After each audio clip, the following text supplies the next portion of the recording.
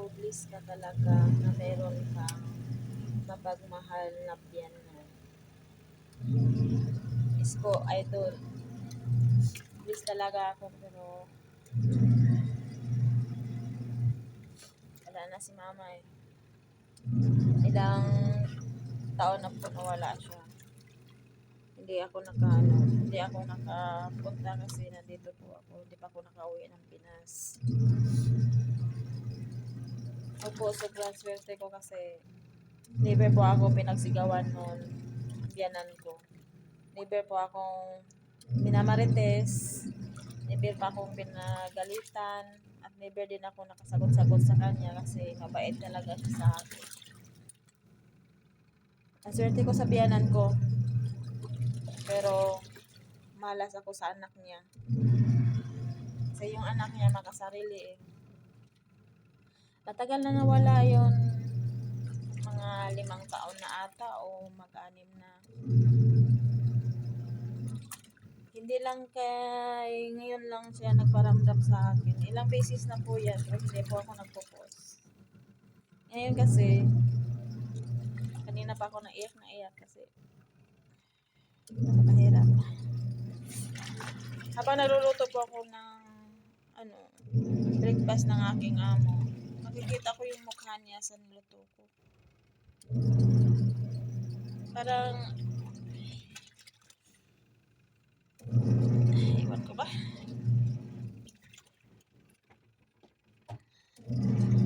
Habang nagluluto po ako ng pagkain ng aking amo, nakita ko mukha niya. Kasi yun eh, nung last week ata yung niya, anniversary niya. Kasi after New Year yun siya nawala. Last siya tumawag dito sa akin, may pera sa akin noong 2018 ata, 2019. Basta yun yung last na tawag niya sa akin. Nakaano siya na dito na nakasabit ng catheter.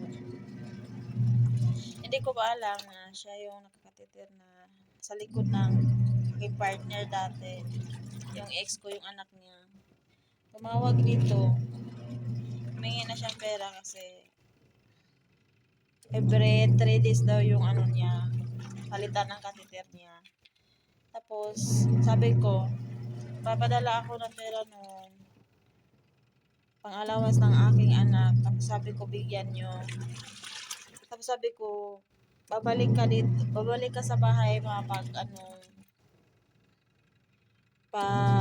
after nung sahod ko, magpapadala din ako. Sabi ko, papadala ako next week, babalik ka.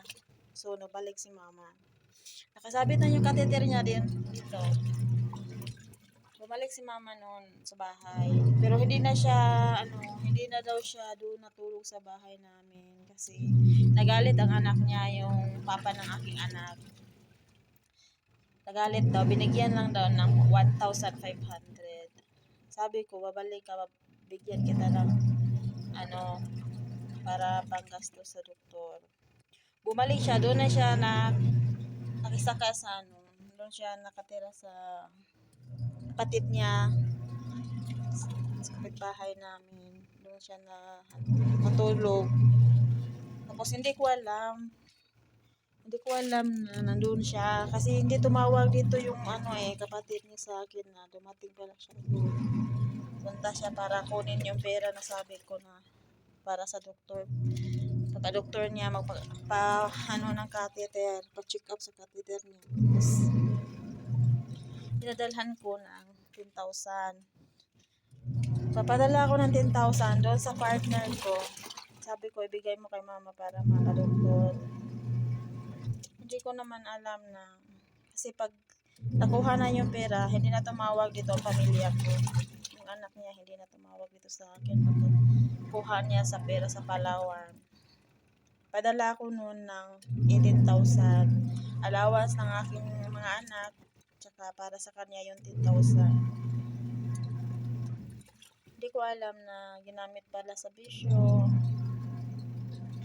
Hindi ko alam talaga yon nung nalaman ko na nagsabi Simula noong nagpapadala ako ng 10,000 para sa biyanan ko, hindi ko na alam kung dinala na ba ng doktor kasi sabi ko, magpasa ka ng picture o video dito.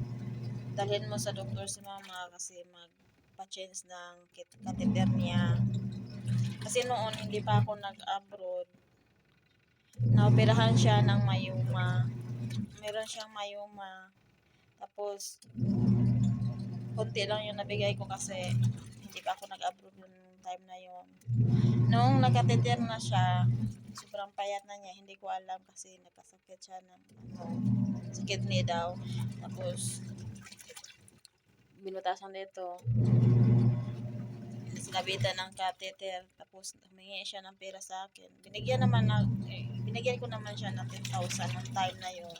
Sabi ko, babalik ka next week kasi magpapadala pa ako. Hindi kasi ako naghulog ng aking pera, amo ko.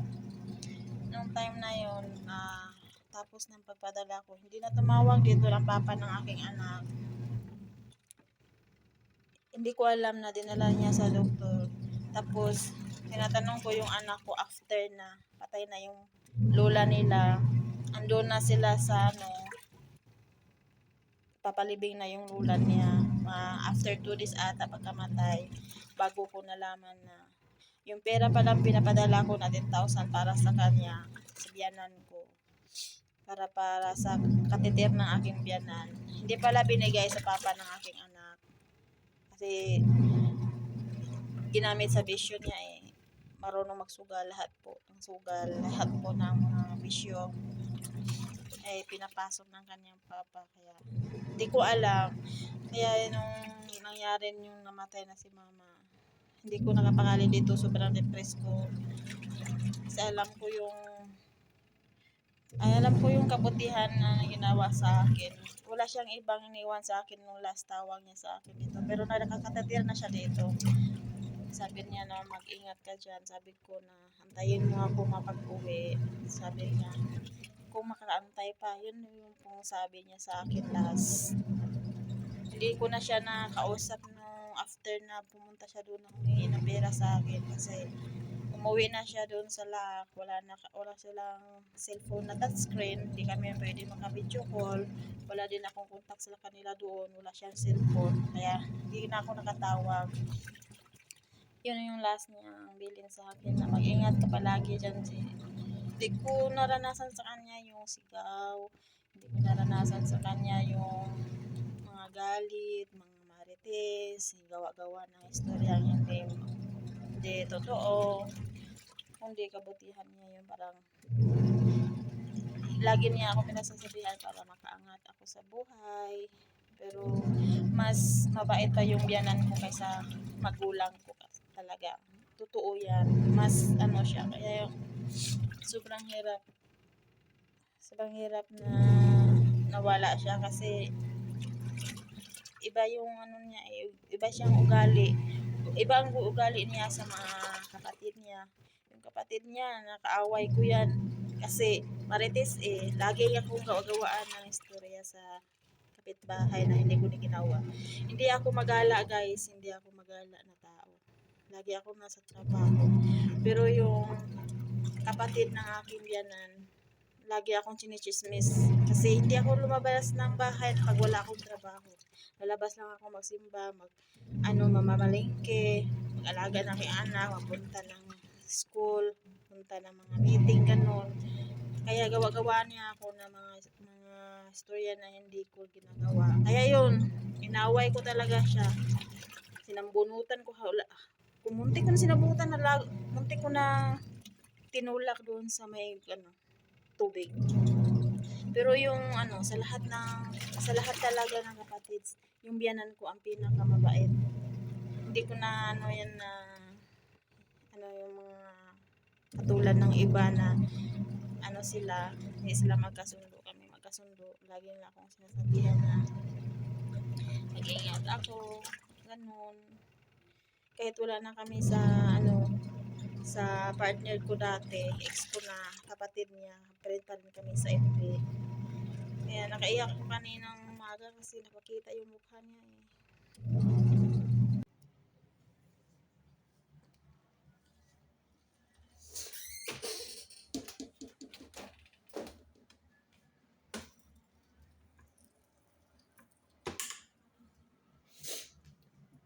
Si mama hindi sa ako.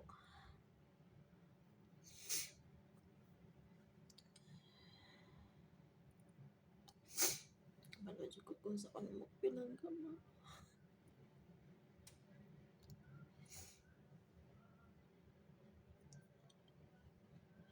Paramdam si hindi, mama hindi sa ko habang nagluto ko.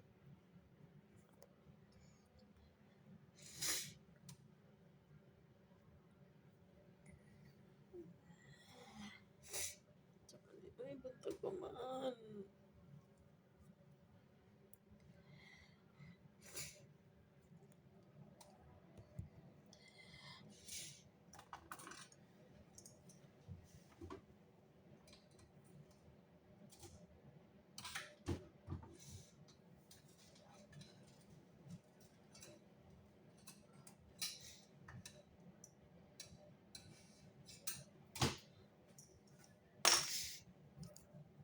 Kita na ko na sa mga ugangan na pag nagluto ko.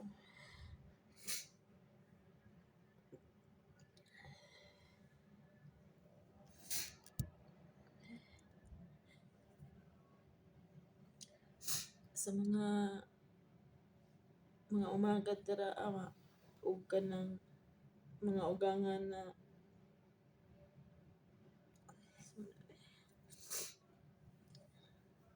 pangganin niyo yung mga umagad sa mga ugangan dira na ilahang gina kuan ang ilahang mga kuan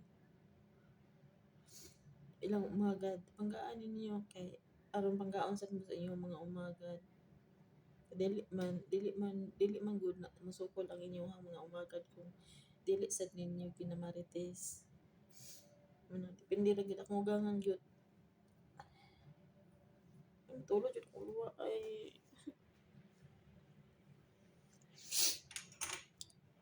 pag nagluto ko makita na ko yung now. Pinangga kay ko sa akong ugangan guys ay sa tinuod lang.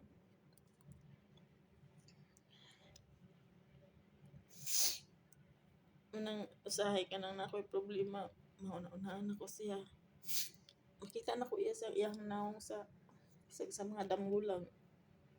Pero nagluto ko, murag naa siya sa kong atubangan sa ba.